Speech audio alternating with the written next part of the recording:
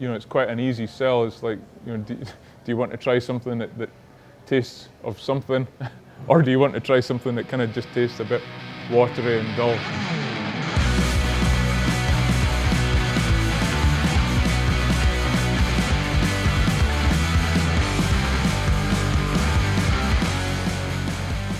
Even from those early batches of Punk IPA, we knew it was a great beer, and I guess the issue we had is that we were trying to introduce a beer that didn't really exist into the UK market or into the Scottish market, or into the northeast Scottish market, which at that time was pretty niche. Punk IPA, I guess, was we had that idea before we even had BrewDog, in that we wanted to recreate a small piece of what kind of West Coast style IPAs, which were big in 2007 in America, but very few people had seen or heard of them in UK or in Europe at all. An incredible flavour experience, or at least it was back in 2007, when nobody had ever really heard or tried American style IPAs before. When you actually try some of these beers fresh and in person, like, the experience was mind-blowing, and something we'd never seen or tried in the UK before.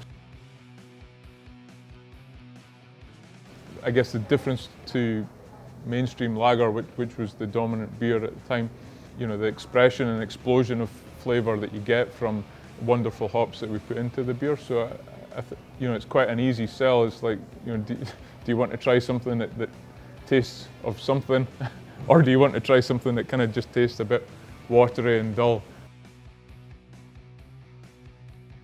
A lot of people distinctly disliked the taste because it was something they weren't expecting from beer. I remember being in one of our early bars down in Glasgow. There was a little old lady sitting in the corner of the bar reading her Sunday papers with a pint of Punk IPA.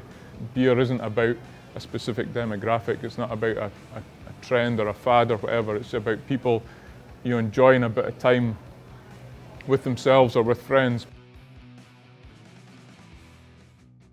I mean, one of the secrets with Punk's longevity is that it's not the original beer that it was back in 2007.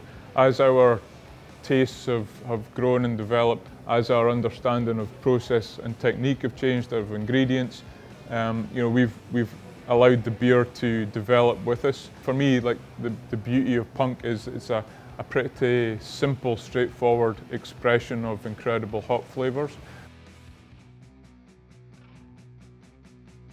The two beers are different. When it wasn't dry hopped, it didn't have such an aromatic, fruity aroma. Back then it was more about a hoppy, dry bitterness. I think the development of some of the hops that we use in there now, with like the likes of Citra and Mosaic, they add, I think, a softer fruit flavour.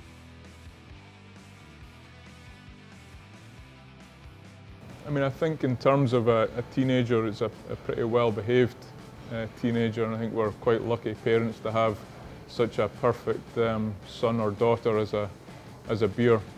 But with everything, it's down to us to keep that Punk on the straight and narrow and tasting great over the next few years.